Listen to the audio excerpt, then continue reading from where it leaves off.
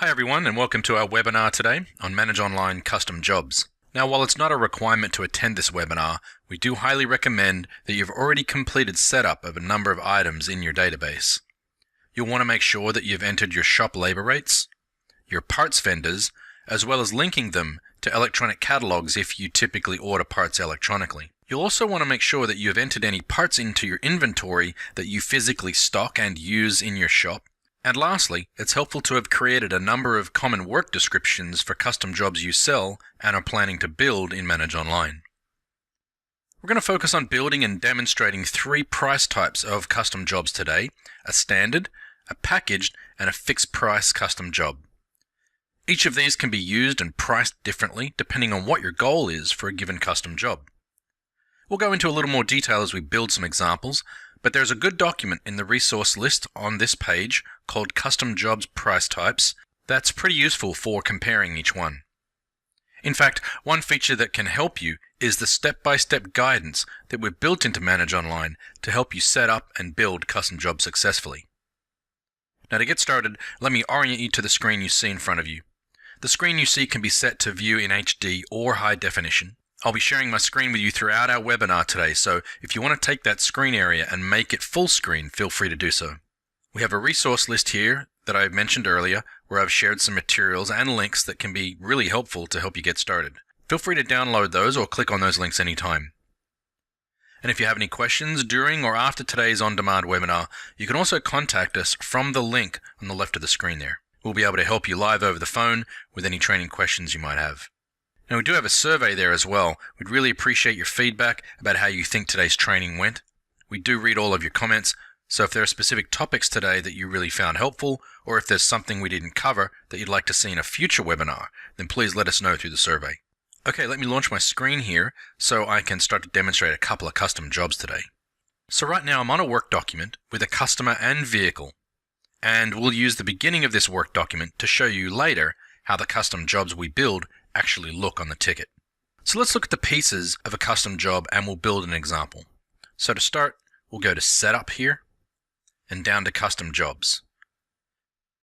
Now, to be clear, all the parts that you'd likely be pulling from your own inventory and labor that you're going to associate or add to a custom job need to already be set up in your Manage Online database. Think of a custom job like a shopping cart in the grocery store. You can't pull anything into the cart that isn't on the store shelf to begin with. So if the bread isn't on the shelf, you can't add bread to your cart.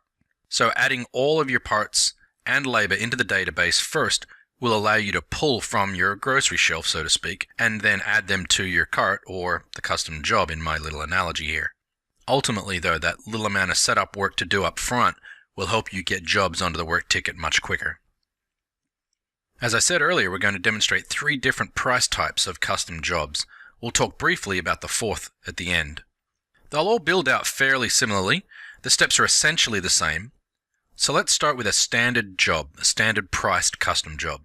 Now, standard price jobs are good because they build out similarly to how you would build them from scratch back on the work document, which is to say that you price the ticket by line item. If you have 3 parts, you'll price for 3 parts. And if you add 2 labor lines, you'll price for 2 labors.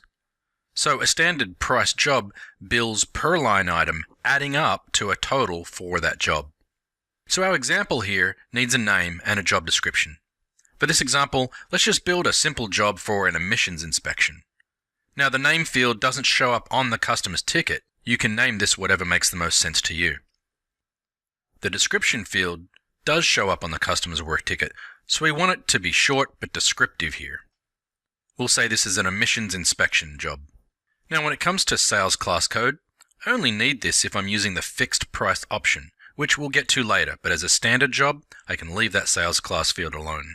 Jumping to category, I need to choose a category. This will serve 2 purposes for me. It'll help me find these jobs more easily, and I can run reports if I choose to determine quantity of sales for a given job category. So I'll choose exhaust and emission for this particular job example. Now, I won't need tax code, cost, or sell because I'm choosing a standard price job right now. I want that price and control at the ticket level. The Use Customer Rate option here is only necessary if you want this job's labor rate to differ based on the customer's rate. assuming you have multiple labor rates for different types of customers. Otherwise, leave this unchecked and your default shop rate will apply. The active button here is checked by default, and this can be unchecked if this job was a short-term special that you wanted to unlist or deactivate. You might have a winter special, and maybe once winter's over you might choose to deactivate this job. Now the next area where we'll spend most of our time is with the type choices. Here's where I can start adding my items to the job. So P is for product, which is essentially the actual parts I have in my inventory that I'm going to pull for this job. Labor is obviously the labor rate I'm choosing. Work descriptions are created in setup, but essentially this allows me to automatically apply the work description to my work document without having to type it in each time. And lastly, catalog group, which we'll talk about in more detail in just a minute. Now, to be clear, you can build a custom job with any one of these type choices that we just went through. You could certainly build a custom job with just a labor for a service you provide that actually doesn't have any parts for it. For any of these, the question to ask yourself at this point is, will I need to add parts from my own inventory for this job, or will I be ordering parts from one of my electronic parts vendors? If you're not pulling parts from your own inventory, then you don't need to choose product. You'd only choose catalog group. And vice versa, if you are not ordering parts electronically for this job, then you would not choose the catalog group, but product only. And of course, work description's a great time saver, but again, not required. For our example today, let's build this job that does include a part from my inventory. So I'll start with product. And here's a nice quick way to search my inventory for that part. I think I had this part with SMO somewhere in the part number. If I enter some part of that part number and I begin with a percentage sign in front of that, then my database will search for all possible parts that have those letter or number sequence in it. And you can see, so long as the part number had SMO somewhere in it, that gets returned as found. That percentage sign we use is a quick trick called a wildcard search and helps me get what I'm looking for. So this is the one I'm looking for, so I'll click the green check mark and here's that part listed. I'll put in a quantity of 1 and then click add. That part is now the first item in this new smog or emissions inspection job that I'm building. Now I definitely want to add a labor, so back to my drop-down list and choose labor this time. Now I don't have a long list of different labors and you probably don't either, so no need to enter any details to try to find which labor I want. I'm just going to hit search without entering anything. Here's my whole labor list again, not too many to search for. I'm looking for this inspection one and I'll choose it with this green check mark. I still need to define the quantity of hours, so I'll type in a quantity of 1 and click add. So now I have the part I added first and one labor description with sell price building. Now for this example, I do want to save myself some time on the work ticket, so I'm going to come back to my drop-down and choose work description. Just like parts and labor lines, if I haven't already created them, I won't find any, but we're assuming we've done this in setup, so I'll just click search again. I don't have too many here to search from. This is the one I want. Pretty easy to find. Click add. And now it's part of my growing list of items for this custom job. Now if this was all I was building into this custom job, the last step is to click update to save the entire job, and down here in my list is my newly created emissions inspection or smog custom job. Let's jump to the customer's work document and see what it looks like to add it as a job. I'll click on the work tab. Now I'll click add job. I want to add a custom job, and here's my custom jobs list. If you recall, I categorized this emissions job under exhaust and emissions, so I'll select that. And here's that inspection I built earlier. Select it, click on add selected, and here's that job on my work ticket. Now because I built the job once, I can add it to as many tickets as I want. Once the job's on the ticket, I can still make modifications to any of the items by clicking on their code and edit the quantities, pricing, etc. That doesn't modify the original items in the custom job, it's only modifying it for this particular ticket. Okay, so that was a custom job with a labor line, a work description, and a part from my inventory. Let's go back to our custom jobs maintenance screen and see what it looks like to build a job with a part from an electronic catalog. In other words, we're going to choose a catalog group instead of product. The initial steps for this job are always the same. I need a name for this example. We'll say it's a front brake service. A description.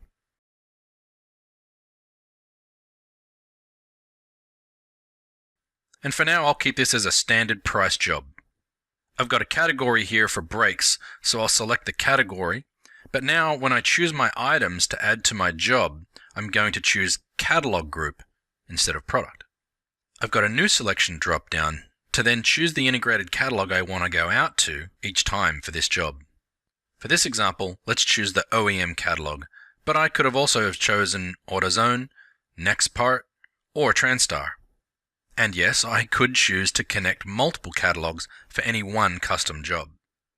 The OEM catalog is where I get my standard labor times, so I'm choosing that first.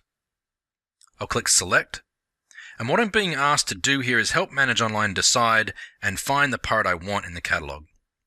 For this example, I'll choose Part Group Brakes and Traction Control. I want it to go further into disc brake system, and more specifically, I want it to look for brake pads. That's about as far as I need to go, but these selections will help Manage Online search a little deeper into the catalog automatically, so I don't have to click through to find the part, or in this case, the OEM catalog for labor times. And notice that I haven't needed to define the vehicle here. I'm just telling my program that when I do choose a vehicle, here's how deep I want to go to search the catalog for this part or labor time for that vehicle. Now, like I said earlier, you can connect multiple catalogs. So now let's go back to the catalog group, and I'll choose AutoZone for the actual parts ordering catalog. Same catalog selection choices. I want Manage Online to search the AutoZone catalog deep down to the brake pads. It's probably quicker for me to type this into the search box rather than scroll down. So there is brake pads front, and click on Done. I'm also going to do the rotors in the custom job. So I click Select in the AutoZone catalog,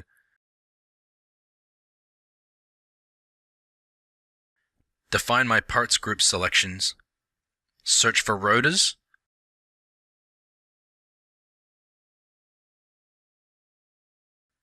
and add front rotors. Right now I have this front brake custom job built out to go out to the OEM catalog and get my standard labor times for this job. And I also have this job searching the AutoZone catalog for both front brakes and front rotors. Before I update this, I know that I have brake fluid in my parts inventory that I want to add to this custom job. So where do I go to get that?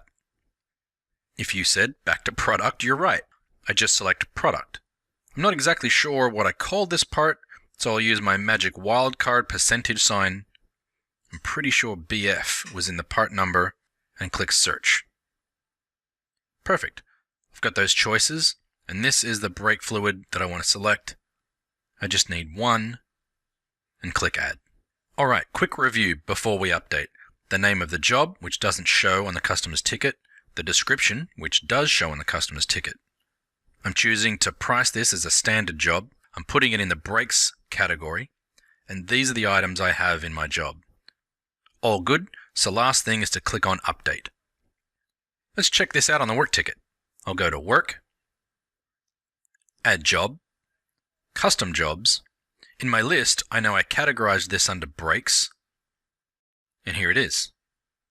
Now, watch what happens when I hit this icon. This icon indicates that it's a catalog job, so when I click on this arrow immediately, it brings me to the catalog. With OEM at the top of my pick list here, or shortcut list, and the AutoZone catalog with the parts I previously defined listed underneath that. So I'll click on brake pad under OEM to begin with. It goes out to the OEM catalog and returns all labor times and parts information for that part. I'll click on labor times for the front brake pads, and further down is the labor times for the rotors as well. I'll choose both sides for the rotors. Coming back to my pick list, I'll look for the actual parts in the AutoZone catalog, and because I helped Manage Online define specifically how deep to go into the catalog, I should see all available brake pads and pricing returned, and there you go. I'll add those to my cart. Same thing again for the rotors. I can either type in 2, as quantity or a click add twice. Either way works. So in just a few clicks, I've added labor times and parts for the specific vehicle I already had on my ticket. Last step is to add to document. And here's my front brake job listed on my work ticket with itemized prices for all part and labor lines, including the brake fluid, which is coming out of my inventory. Some people call this a smart job. You might think of it as a catalog access job, because we're telling this particular custom job to go out to the catalogs we want and access the specific items we need. This emissions job priced out exactly how I told it to up front. I already had those parts defined for these items. The brake job priced out based on the part items I chose at the time of adding them. This same front brake job might price out differently if back at the catalog I chose better quality pads or rotors, for example. Okay, let's take a breath. That was a lot of information, and we're going to cover a couple more differently priced custom jobs. As a good reference, the Price Types resource in the Helpful Resources section can be downloaded to help you define the different ways of pricing custom jobs in Manage Online.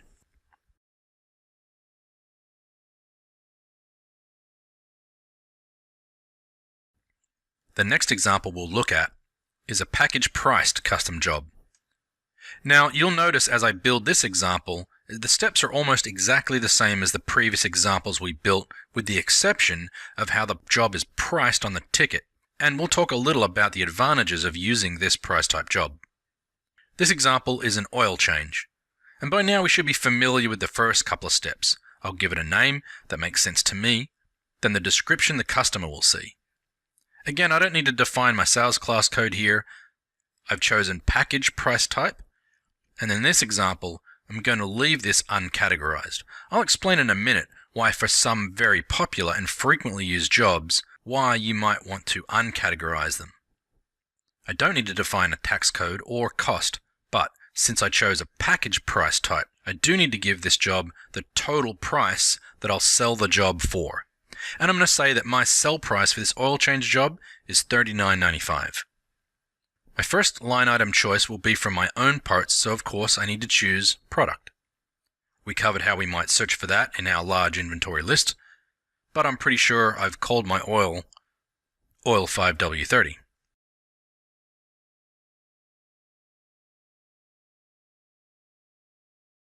There's the oil I want from my list. Click the green check mark, and for quantity, I'm going to select 5 quarts for this job, and I'll click add.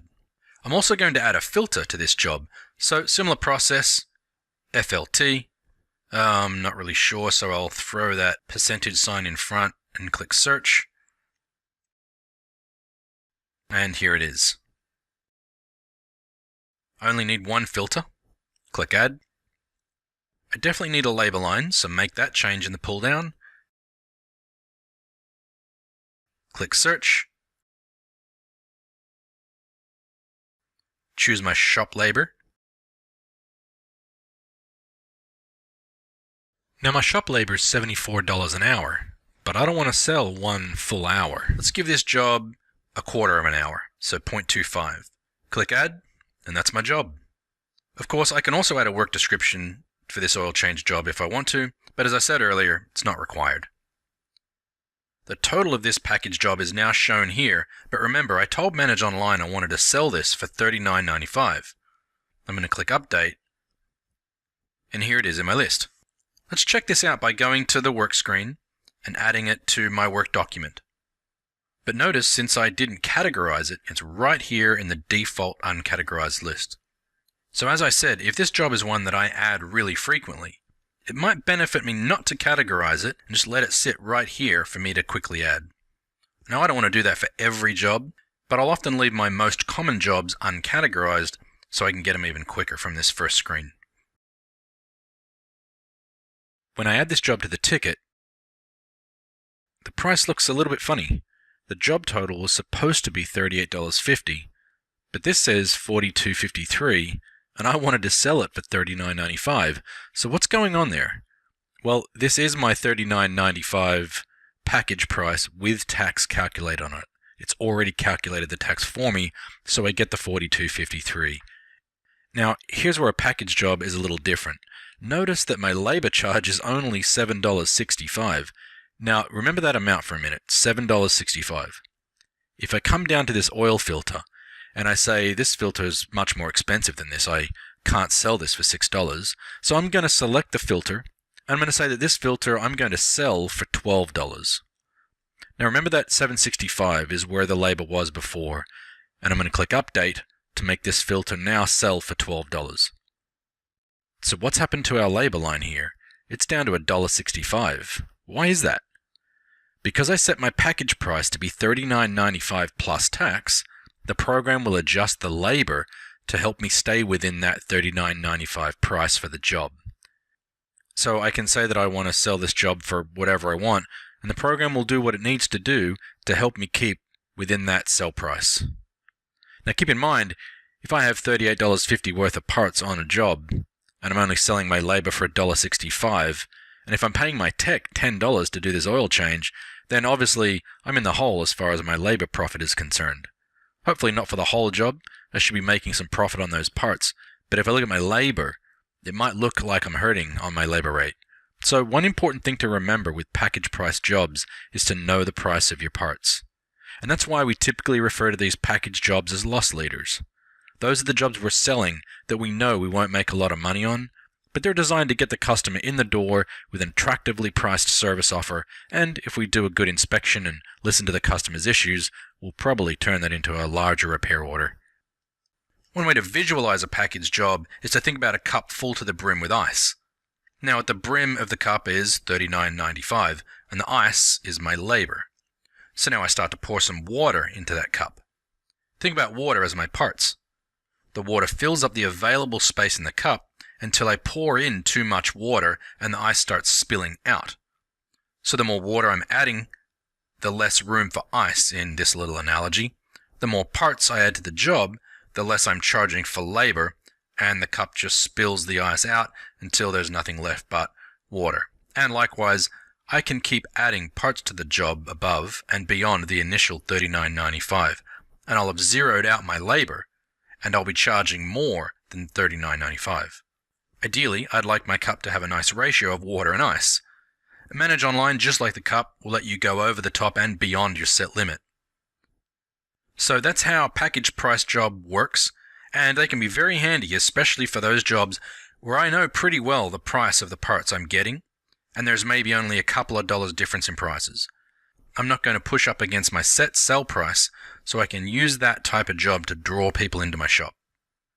We have just one more job to illustrate, so let's go back to Setup, and then Custom Jobs. And this example is going to be a fixed price custom job. These type of jobs are definitely best for generic services. With a fixed price job, you don't track parts and you don't track labor.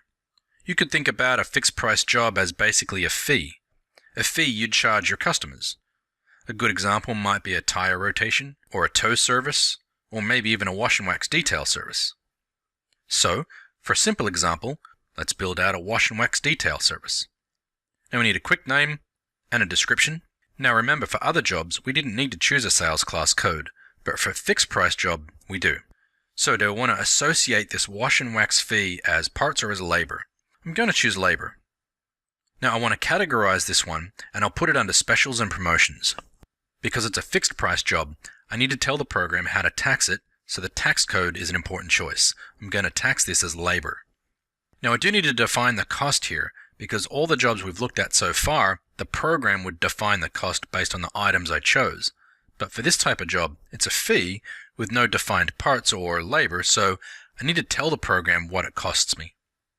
I'm going to say that each of these auto details costs me $15, and then I turn around and I sell the service for $35.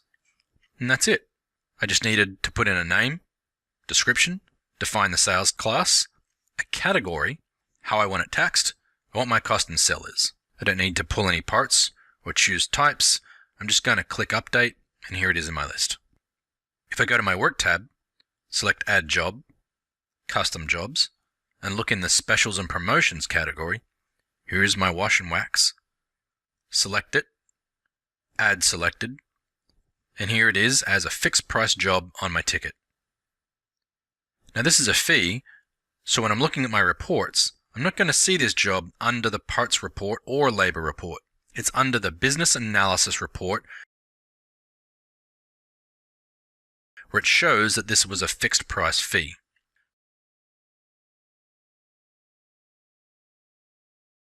But this was a very quick job to get on the ticket, and it's designed to be like a service fee. If I click Estimate, we can look at what each of these jobs looks like on a customer's printout.